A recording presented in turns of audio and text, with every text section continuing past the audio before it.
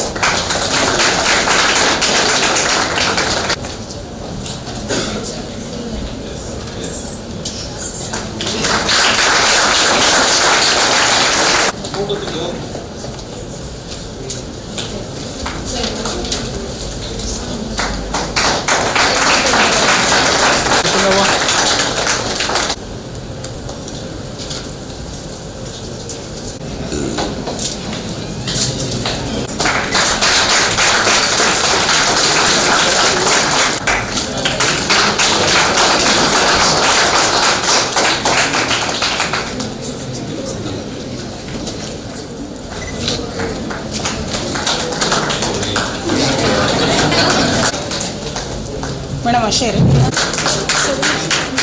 Okay. Wait.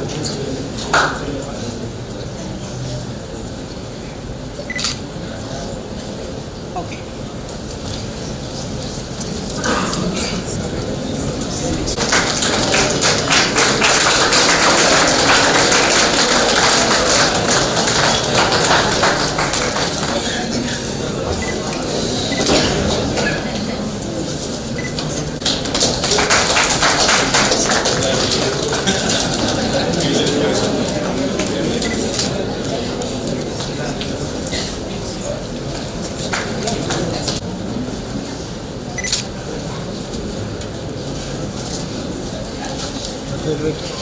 ನಿಧಾನ ಮಾಡ್ರಂಗ ಹೆಸರು ಮಾಡ್ತಾರೆ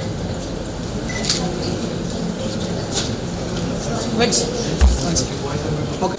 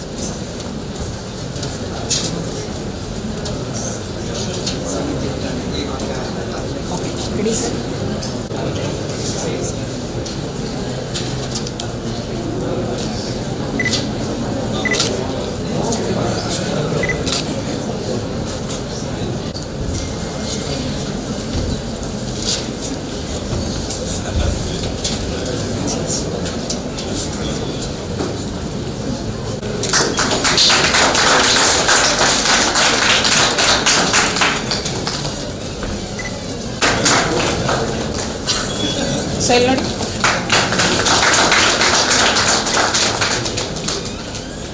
ಓಕೆ ಸರ್.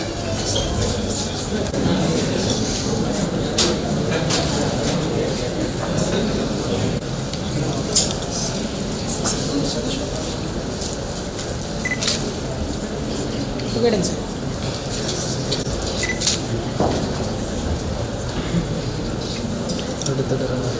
Wait. ಹಾಗೆ ಒಂದು ನಿಮಿಷ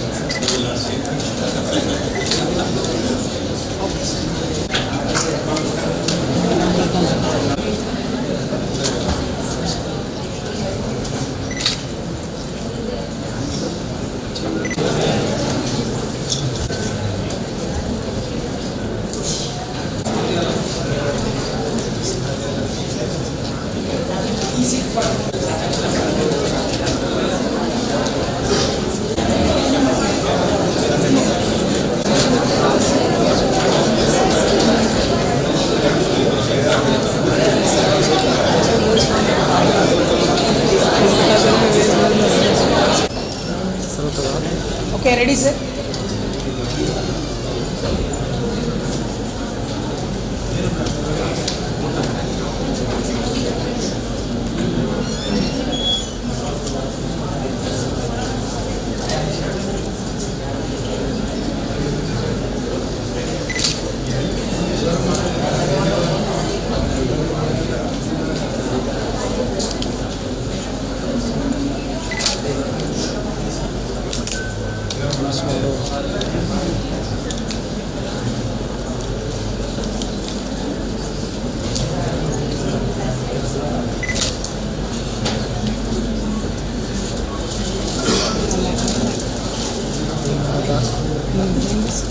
Done sir.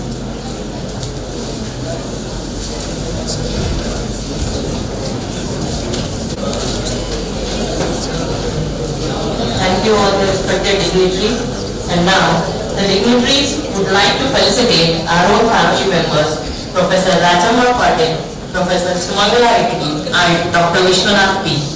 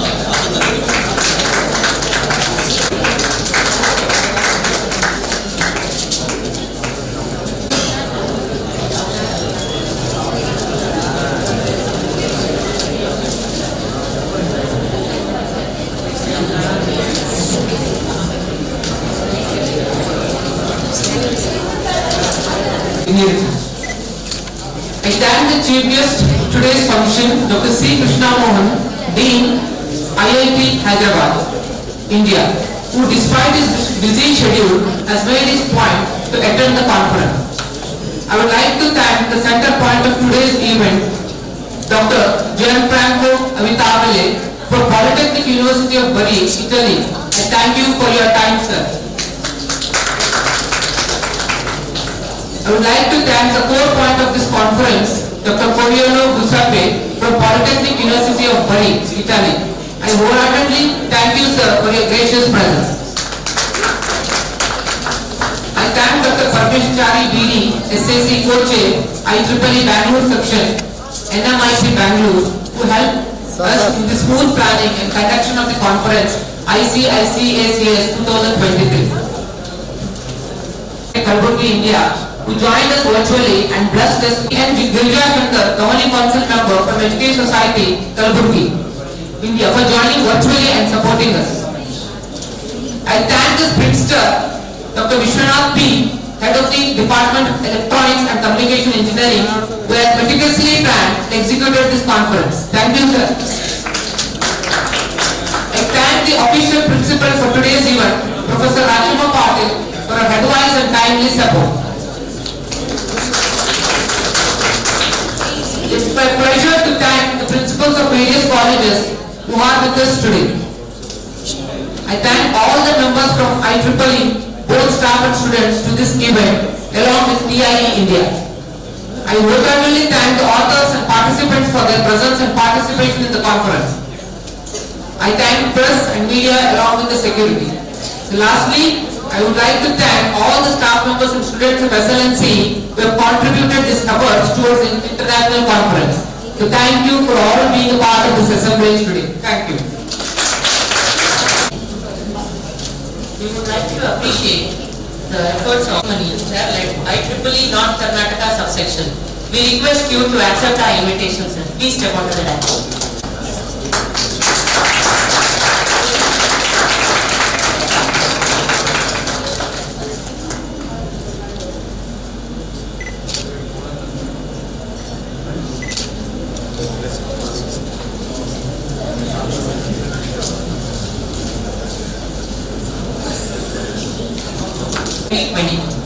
The keynote sessions will start after a break with the keynote address by our distinguished guests. I request all the participants present here to join the same at scheduled time in the same place, and online participants can join us with the session link provided to them. Thank you one and all for your time and patience.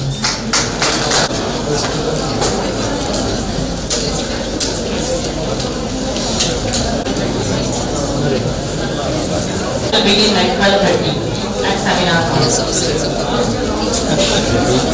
Good afternoon, everyone. We would like to start today's first keynote session. I would like to bring about our first keynote speaker, Dr. Gianfranco Avicabile. Sir, senior member. Sir was born in Divano, Italy in 1958. He received the BS and MS degrees in electronics from Florence University, Florence, Italy in 1982. He joined the Department of Electronics and Electronics of University of Florence as an assistant professor. From 1998, he joined the Department of Electronics, Polytechnic University of Bari, Italy, as an associate professor where he works currently. His research interests mainly include the high-frequency circuits and systems for both civil and military applications and high-performance analog integrated circuits for telecommunication applications. Professor Avicabile fields of interest are mainly in the field of telecommunications and high frequency for both civil, military and space applications, covering the aspects regarding both the device, the circuit and the system level. In these fields of interest, he had a long activity of cooperation with industries and public bodies at a level of research and consulting. Welcome, sir. Thank you.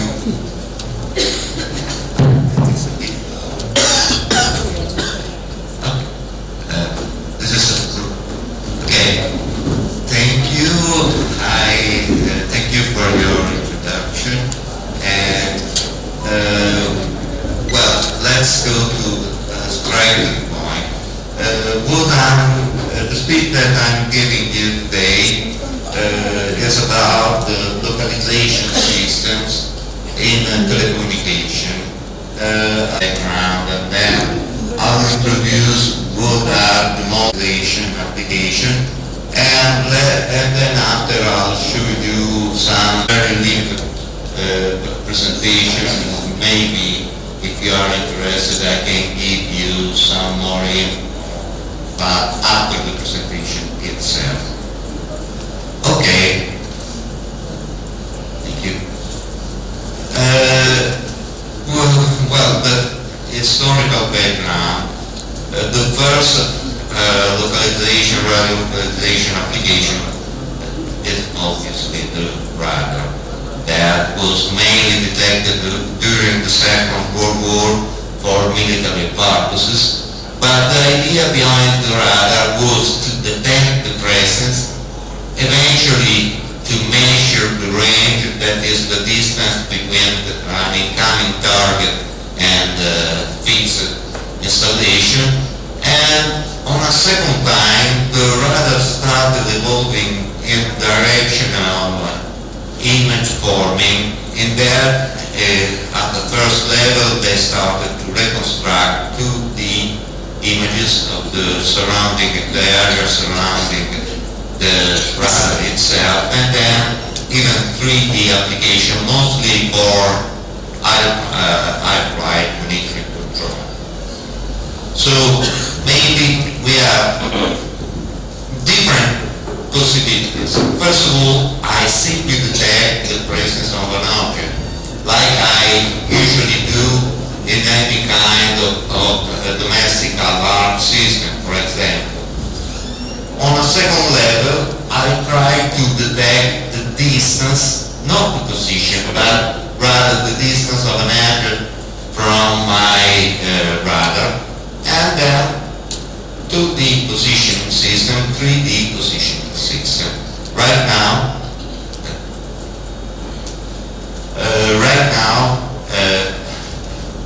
the question is, why localization? The radar is a complex structure. It is quite expensive, quite demanding in terms of skills to be operated and to be obviously handled in any phase of its application. Why telecommunication right now it is so relevant, the localization process? The simple fact, the telecommunication started evolving in the last 25, 30 years toward the definition of very small devices, handheld, that is battery powered, and the diffusion of such equipment. Let's talk, for example, about cell phones. Is widely spread. The problem is that too many devices operating in the same field or range of same frequencies with similar bandwidths and so on, we have to strongly reduce the radiated power in order to reduce the frequency. This is the issue, for example, for cell phones. Or in any case, we have to strongly reduce the power in order to reach a wide range of coverage with a long life of battery. The paradigm of Internet of Things, the IoT, and so-called WSN, that is wireless sensor network, is right now widely extended. Why localization is so relevant? Because we can simply be to only give the service on a restricted area, one in which the user are currently present, or otherwise cover either range in a fixed direction. The keyword is position. Right now, for outdoor application, we can obviously rely on GPS, Global Position System, or GNSS system. Both systems are satellite-based, and both systems allows to perfectly define the position, the 3D position of an object, given the fact that the satellite position with respect to fixed star is perfectly known, so we can manage both 3D position and absolute time for each. The problem is that you need a clear sky connection. That is, your device should how can I say, strongly connect with a constellation of satellite. Without this basic condition, you are not able to extract the needed information. So, point is that in outdoor application we can rely on GPS. But what if we're talking about an indoor application? Right now it's much more relevant for many applications the indoor scenario than the outdoor scenario. For the outdoor scenario we have the GPS solution. But what if we're talking about, for example, a big goal and trying to establish a link between 2 points in a given direction? I need, in this case, some more support. Okay, why indoor is so different from outdoor environment? For the simple fact that we had a lot of problems that outside the only relevant condition is a clear sky, a direct line of sight with the satellite, that's it. But in an indoor communication, many articles can be created by the scenario, and the scenario varies as a function of, for example, the persons that are currently dwelling inside the scenario that I'm trying to monitor, for example. So I have a problem with diffraction, so we have no direct path between the two units, but something more complex. I have problem with multi-path issues and so on. This kind of problem are not, it is not possible to describe in a closed form. How can I say? We cannot reduce the representation of the scenario to a deterministic representation, but rather to a statistic representation. That varies, strongly varies, with several elements. For example, the person, as I told you before, or the object that are moved inside the area that I'm trying to monitor. Okay? So, let's talk a bit more about the localization process. As I told you, the main purpose is to reduce the power or to improve the distance. So this is a comparison between a broadcast condition in which we have a transmitting node and as many receiving units as you like. What's the difference? I'm trying to cover a very wide area, so what I'm radiating is an isotropic signal. But what if I'm only trying to service a single node? Yeah, I'm wasting a lot of power in covering an area in which I will not find any use. So, the dedicated service scenario, it is quite important. Why? Because I strongly reduce the needed power in that I'm right now servicing a single point in a single direction. I don't need anymore to broadcast my signal over a larger area, but rather I'm focusing the radiated power on a single direction.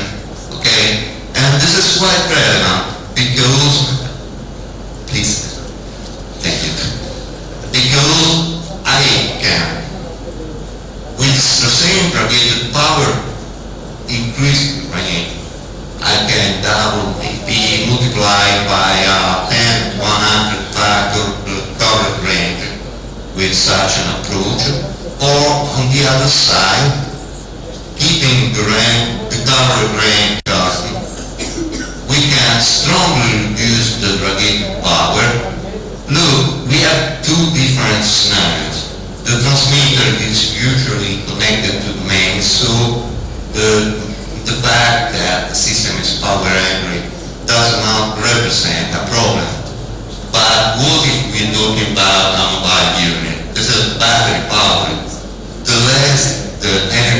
draw from the battery, the longer the life of battery itself will be. And this is quite relevant for every kind of mobile application, let's take to Bluetooth earphone or cell phone or whatever kind of wireless battery powered system. Okay.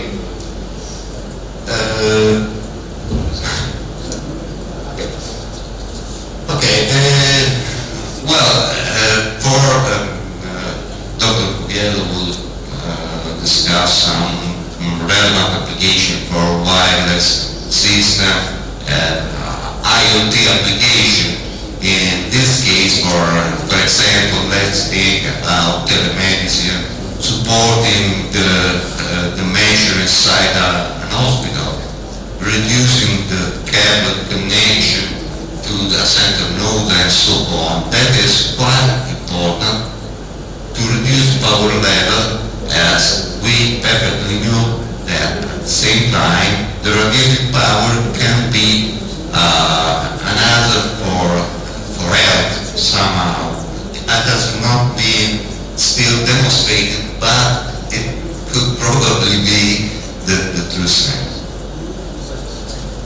Okay, well, this is another kind of aspect. Green, for example, the use of wireless sensor network in agriculture. You're applying here the IoT paradigm or the remote IoT paradigm.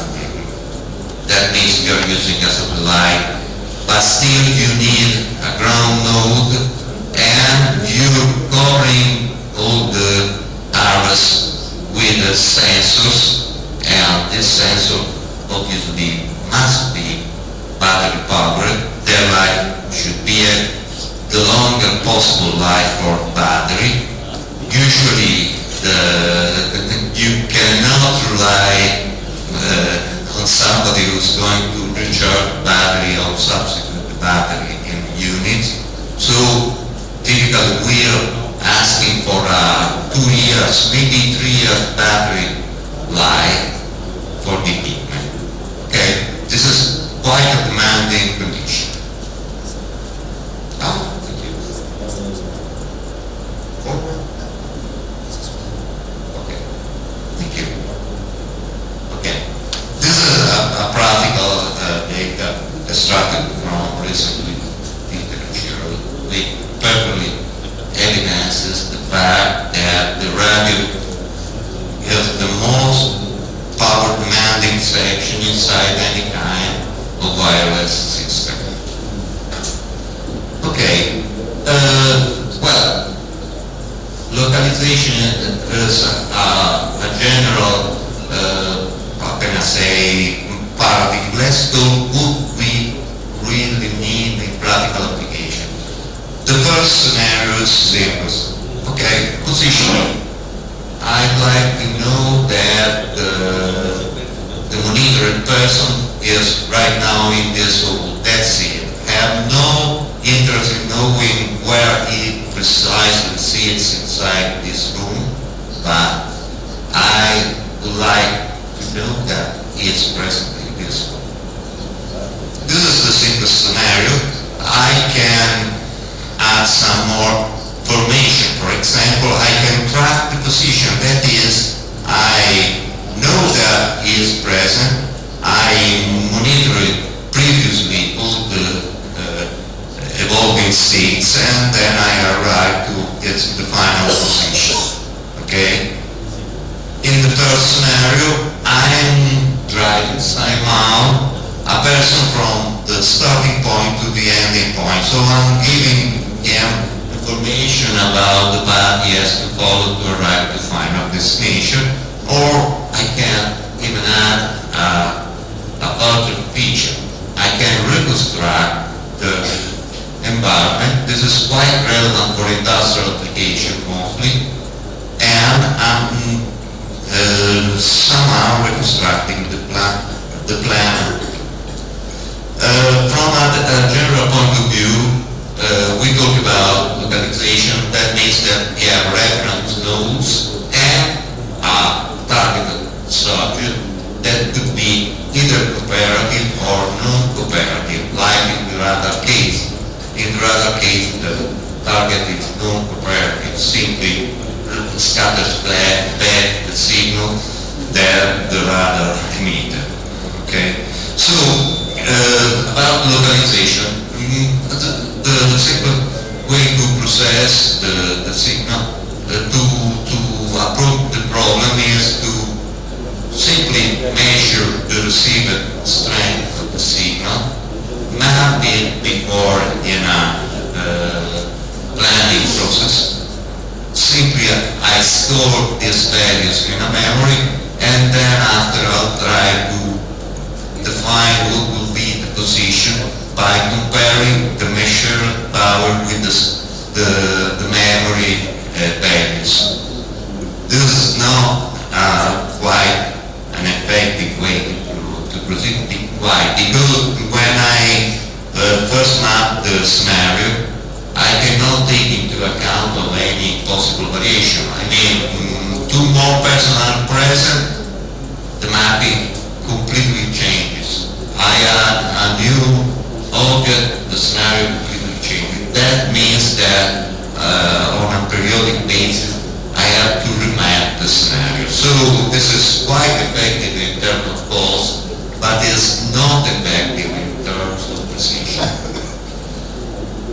From a general point of view, this is the so-called fingerprinting. I'm fingerprinting the environment and I'm trying to understand where is located the object inside the scenario.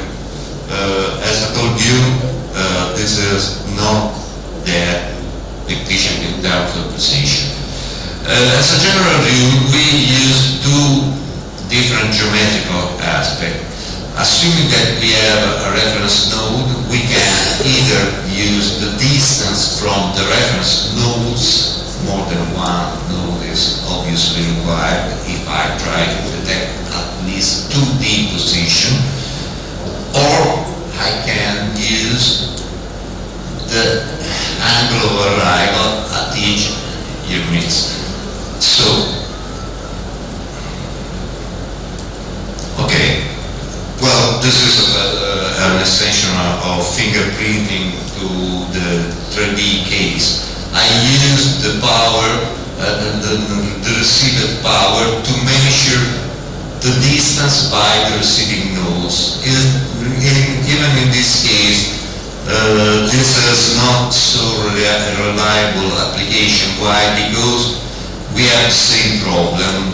The signal strength varies as a function of an unpredictable reason, for example, the number of persons or whatever. Well, about the use of the angle, the so-called angulation techniques. We have two reference nodes in this case, and I measured the angles between the target point and the reference nodes with two separate, in this case, the same reference axis. Okay. Okay. So different approaches obviously give rise to different conditions. The problem is, how do I measure the distance? The received power is not sufficient. Would I currently, this is one of the most diffused approach to the problem, that is the time of arrival, 2 units, the reference node, the target. I send a signal with a 10 timestamp and I measure the flight time, and this gives me a measure of the distance. Having 3 points, I can extract the position. Okay. The problem is that I need a perfect synchronization between receiver and transmitter. While if I take the difference, that is time difference of arrival, I only need to synchronize the transmitter, and this is is quite easy to be. Look, we need at least 3 units for the 2D case to resolve the ambiguity of the artifact in the middle picture. Okay, this is the time difference of arrival, and obviously this is quite popular approach, quite diffused in that relatively simple approach to the problem. The angle of arrival, well, I simply estimate what is the incoming direction for the signal. I can use different approach. I think we have no time to enter in more detail, and what I'm doing right now is to evaluate the position by the intersection of the 2 lines connecting the target with the transmitters. Okay, we can use as an alternative to time of difference of arrival the phase difference of arrival, but it is quite similar the process. This is widely diffused when we are using RFID. Why RFID? Because they are powered by the measuring unit that gives them the signal, and that is, we can simply synchronize both units.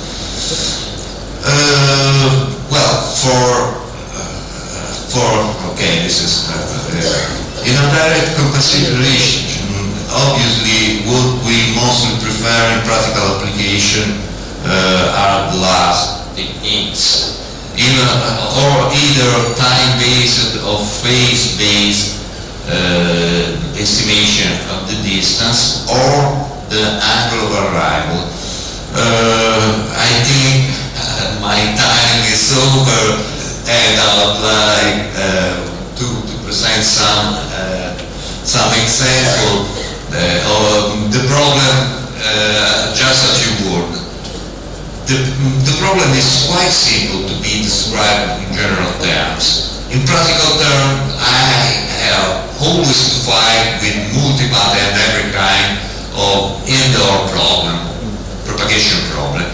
The practical solutions that have been proposed in literature are mostly based on very complex algorithm. What does it mean? That you need a very relevant time to find the position, because you have to make large computation to extract such a position. I'm talking about, for example, most popular of this algorithm, the so-called music. Okay.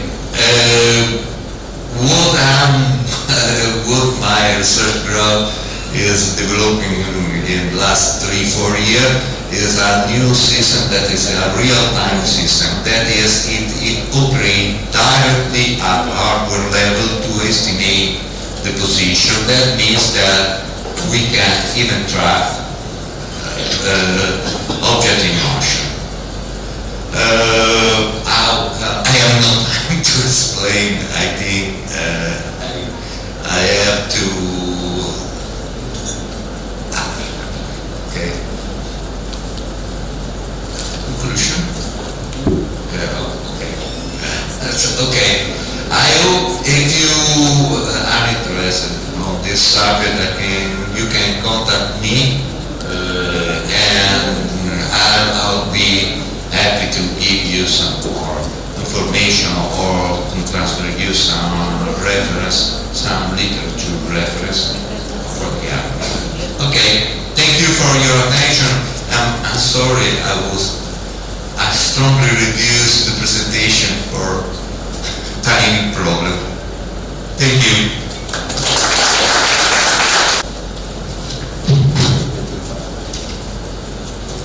Good afternoon, everyone. I would like to brief about our second keynote speaker, Dr. Coviello Giuseppe. Dr. Coviello Giuseppe was born in Bari, Italy in 1981.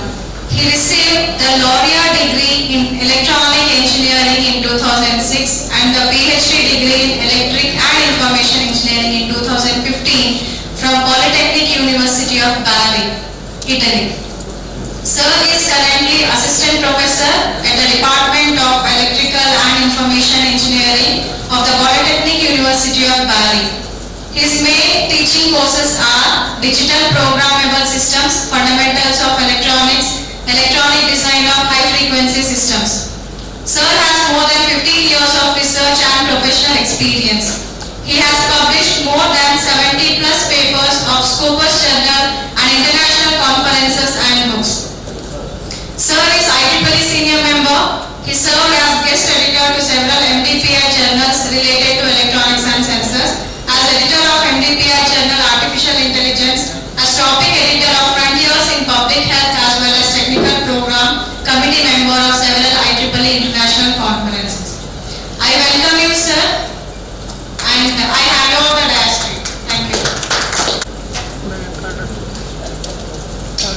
Good morning, everyone. So today I'm talking about wearable and implantable sensors.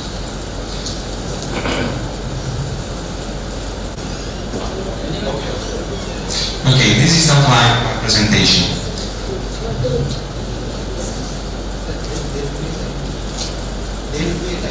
Okay, thanks. First of all, I'll give you some introduction about definition of wearable and implantable sensors. A brief history of wearable sensors and implantable sensors. After that, I will talk about basic principles of wearable sensor in terms of signal acquisition circuits, wireless data transmission technologies, energy sources for wearable sensors, which is the major problem now in these days, in this scenario. And after that, I will talk about major challenges for implantable sensors. So, what is a wearable sensor? It's something that we wear on our body, on our skin. So something that is used for data tracking in health system or also for sports. So they are able to measure a lot of variables like heart rate, pressure, the potassium in the sweat, and so on. And they are able also to track your physical activity. While implantable sensors, on the other hand, are something that they are not wear on our skin, but on our body, but are implants on our body. So the problem here is to make these objects biocompatibility with our body, our system. They are used for not only for treatment, for diagnosis, but also for monitor some important parameters of, for example, the prostheses and so on. So you can have a better view of what's happening in our body when you implant some, not only sensors, but prostheses and other devices. Okay, history of wearable sensors. Do you know that the first wearable sensor was meant for gambling? Because that's the truth. Because it's for which, if I remember well, has something related to the roulette and also for counting on blackjack cards, so it's a very specific task in his life. But the first wearable sensor was meant to predict the sector of roulette wheel. So they use camera in order to predict where the ball will hang. And they invented this wearable sensor that I make you a little spoil because it was a failure, but it was the first wearable sensor. So they made this device with a wire connected to the ear, and so they used musical notes in order to indicate the sector of the wheel on the roulette, and they used the picture to count every time the ball and the starting part of where the ball was launched. The problem was that they used the notes in order to predict, so they can gamble on that, so they can make their choice on the sector of that. But the problem is that there is a thin wire that constantly breaking. So it was a failure, but it marked the beginning of wearable electronics. Why? When we talk about history of implantable sensor, we have to make a step before, because we have to talk about implants, the history of surgical implant, because we came back to 4,500 years before to the Egyptian, where use gold wire exclusively. The step ahead was to have implants that there are not only structural support for our body, but the aim was have also tissue integration. Okay, and the final step is to have not only something that is useful for us, something that very connected to our body, but also to monitor and try to predict the behavior of this implantable device.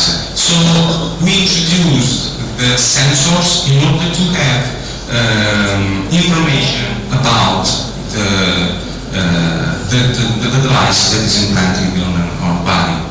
So we need more precise and relevant psychological recording during specific conditions. So we create implantable sensors. And they are able to measure a lot of, also in this case, a lot of quantity, a lot of variables such as oxygen levels, glucose, pH, a lot of markers of the body. So let's talk about the basic principles of wearable sensors. So what are the key blocks that make a wearable sensor? First of all, we have to deal with signal acquisition circuits. After that, we have to transmit the data that we are measuring, so we need wireless data transmission technologies. And finally, but is the most important thing now, is the energy sources of wearable sensors. So, signal acquisition circuit. Before talking about that, I'd like to underline one thing. Every time you have something in your device, you have to face with power consumption, with the weight, the time of development, and so on. So the key is to put only what you really need on your wearable sensors, because you have to reduce the space, the weight, the power consumption, and so on. And another point is there is no unique way to acquire vital signs. So you can find different ways to acquire the same quantity, the same value. Let's try to identify the main building blocks, see some application. For example, we have, as this application, the value of oxygen in the blood. So in this case, usually they use an LED, so light emitting diodes, photosensors, transient amplifier, analog to digital converters, and of course associated algorithms. So you can see here the two different implementation. One is the transmission mode, so you have LED here, and on the opposite side you have the photodiode, or you can have reflection mode, so you have the same side, the photodiode and LED. Okay? In this case you will face different problems in terms of mechanical structure, or how to you can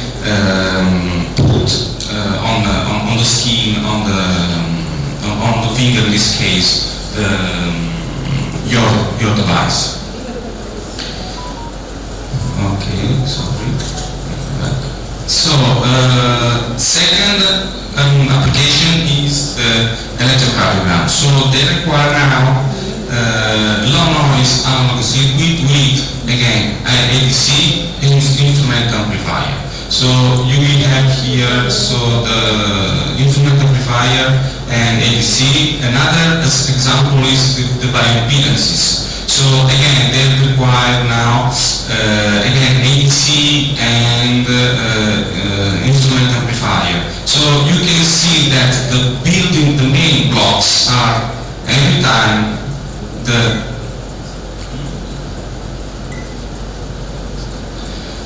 is important, this one, the transimpedance amplifier, which is an active current voltage converter. Active because it uses active components, because you can convert also through a single resistor, but in this case we are using active component, so it's called active current voltage converter, where the output is directly proportional with this formula to the current at its input.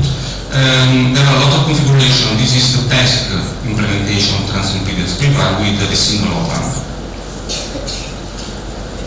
This is another typical implementation when you use a photodiode and transimpedance amplifier, and we have here this capacitance which is called compensated capacitor because can be used to compensate the parasitics of the input current source, which in this case is the photodiode. Another little block that we have seen is the instrumentation amplifier. I go quickly here because instrumentation amplifier its focus is to provide differential gain and high common mode rejection. So main characteristics are high input impedance, low output impedance, low offset, and low noise. This is how it is done with three op-amps. And you can see that the output is, the out is of course proportional to the gain and proportional to the difference of the input. You can decide of course which kind of gain you want with changing the value of this resistor. Another thing more important is the analog to digital converter. The important aspects for analog to digital converter is the voltage reference, the reference voltage, the voltage input, and the clock. That's when the conversion is made. So, in very few words, the output of ADC tells us how large the input voltage is as a fraction of voltage reference. So voltage reference is the biggest value that ADC can read. You have a lot of implementation of ADC. The keywords, the figure magnet of ADC is the resolution, which is the number of discrete data that can be produced of the range of the full-scale range of the ADC. You can express them in terms of number of bits, or you can express in terms of number of bits, or you can relate the number of bits to the full-scale range. So you have the NSP, the least significant bit value, or you can also talk about signal-to-noise ratio, and you'll see in the next slide. Another important aspect of ADC is quantization error, which is the noise introduced by quantization of any ADC. Consider that when we go from analog world to digital world, we have to quantize. That means we have to choose which value is the nearest to the value that we have in disposable. So this value can be seen like this. So we are making an error which is called quantization error, which is a known error. And with quantization error you can increase the so-called noise floor. So this is the ideal sine wave with no quantization, so ideal sine wave spectrum. And here we have quantized ideal sine wave. So you can see that noise floor is increased. You can talk about those again signal to noise ratio, and you have this formula that introduces us the so-called effective number of bits of ADC. So even someone tells you that you have a 12-bit resolution, you have to check them which is the effective number of bits, because it can be very lower than the resolution, the nominal resolution. Okay, there are many different ADC architecture. The most important are successive approximation, delta sigma, and pipeline. This slide shows you the positioning of these three architectures in terms of conversion rate speed here and converter resolution, so in terms of bits and megasamples or samples per second. So you can see that sigma delta are as advantages, high resolution, high stability, low power and low cost. Disadvantages, they are low speed compared to the other ones, and cycle lattices, because you do not have soon your value. I don't want to bother you about how it works, but the important thing is the steps that are implemented on sigma delta. So if you use Nyquist operation ADC, you will have this noise quantization error. Okay. If you use oversampling, you are able to spread the same noise on the wider bandwidth. Okay. And if you use digital filter and decimation, you are able to make the so-called, and of course, sigma delta modulator, which is implementation of sigma delta or ADC. You are able to make the so-called noise shaping. So the noise is put outside your bandwidth.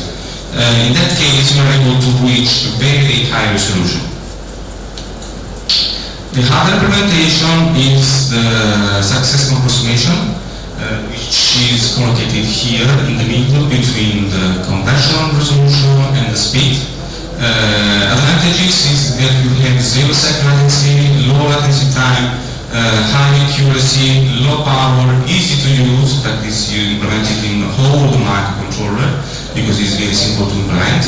And has advantages, maximum rate is very limited. Okay. How it works, as the word speaks for itself, it's a successive approximation. That means, for example, soon you will have 6-bit ADC, and you have to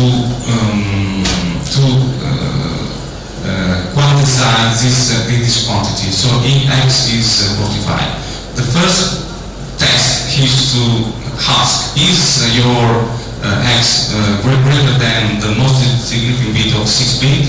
If the answer is yes, you can go to 1. And you go for all the bits. So every time you compare the values with the values of the conversion. Okay, so at the end you have that in 45 in binary, the word is this number. So it's a successive approximation and comparison. Finally, we have pipeline, which is collocated here. Advantages, higher speeds, higher bandwidths, but they need more power and lower resolution.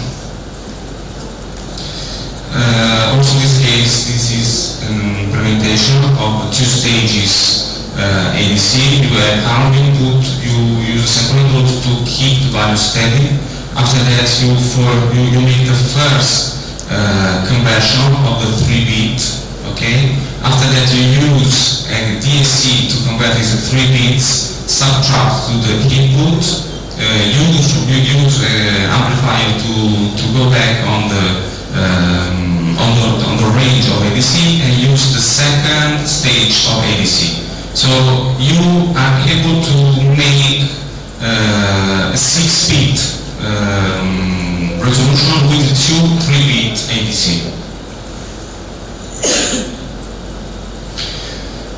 So I want to give you a sort of summary of these 3 architectures.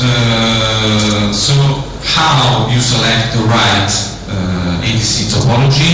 You have here sort of summary, but you can have here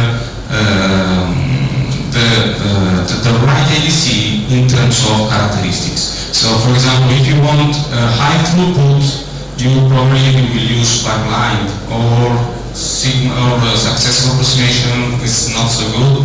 The worst is sigma delta, and so on. So if you want, for example, resolution, as we saw, the sigma delta is the best solution because you have higher resolution, and so on.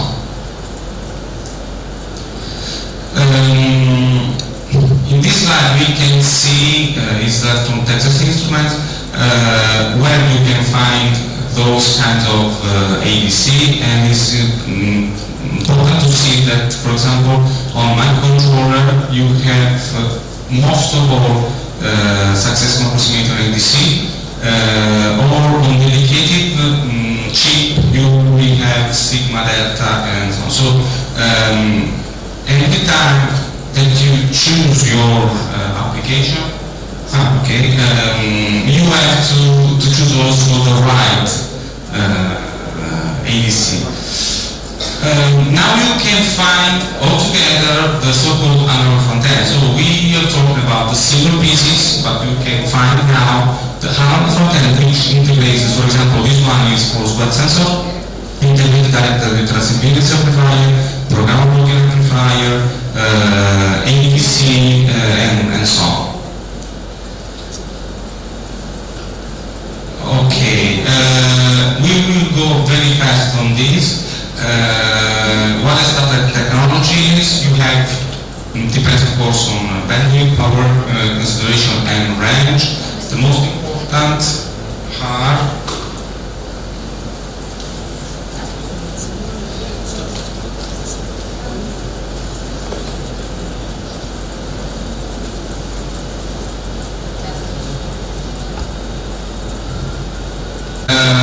Bluetooth energy, which is now at 5.2, 100 meters coverage, low power, and very affordable in terms of power consumption again. You can connect your glasses, watch, and whatever. You can create easily so-called wireless audio network. The other one is hand technology, which is very used in sports.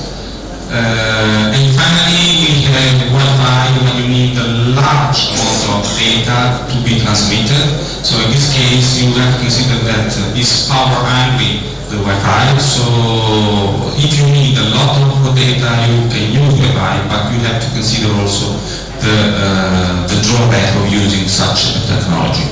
Energy sources for wearable sensors. I will go very quick here, but I want to give you only the trends now. So we do not want to rely on batteries no more. The goal is to have autonomous self-powered wearable electronics. How to do that? We now talk about microgrids. As we talk about grids for power of buildings, now we're talking about microgrids, so you will not have one single power source, but you have a lot of power sources combined together to have your device self-power.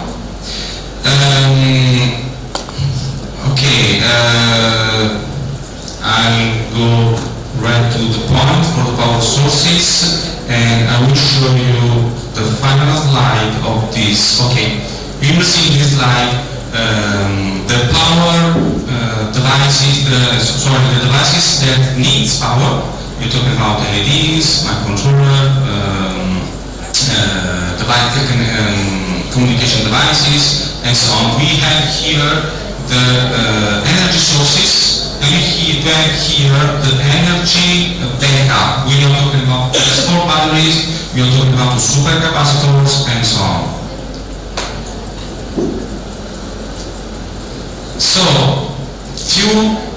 very few words about the major challenges for implantable sensors. First one is understanding the interface between materials and biology, which is a very open point because it's not simple to understand how biology tissue can react to extraneous core or extraneous body in our body. The second target is, the second challenge is device design, fabrication used biocompatible materials. Okay, so the first one is understand. Second one is using biocompatible materials. After that, we have enable minimum invasive implantation removal process because you have only to not think only about implant sensors, but also remove sensors. So it has to be complicated to think about something. It has to be simple to implant, but also to remove. And consider that for devices that are only needed temporarily, it's important to have some autonomous removal process. And finally, we have encapsulation and long-term stability for the devices that must stay in our body a lot of time. So it's important to have long-term sealing, but also stability during the time. So, conclusion, wearable devices and sensors would also help improve healthcare and reduce costs by providing constant health monitoring. And certain technical challenges still need to be addressed for wide-scale use and deployment for wearables part of digital era here. Energy autonomy is key to the next generation wearable and implantable systems. And finally, interfacing electronic with biological system is an open challenge for complete integration. Thank you for your attention.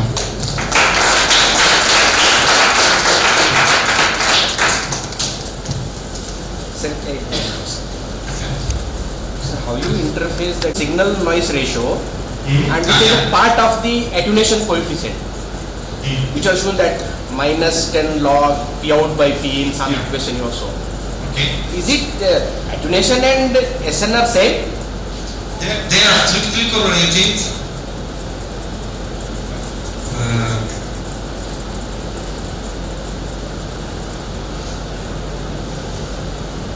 Signal noise ratio slides are there also. And this.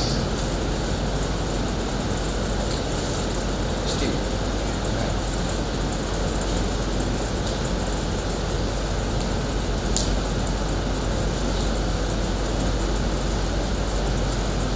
Still back.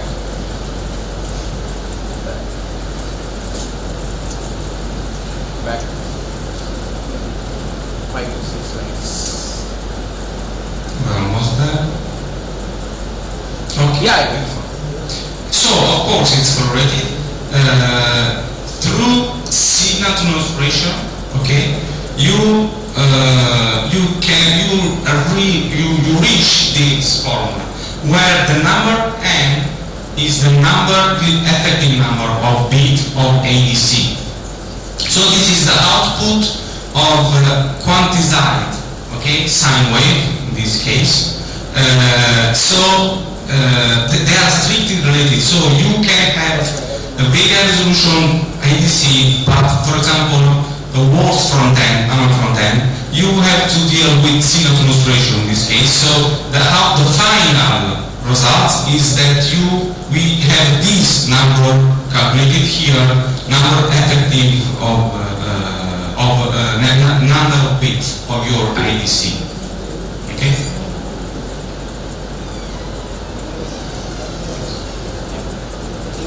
Thank you.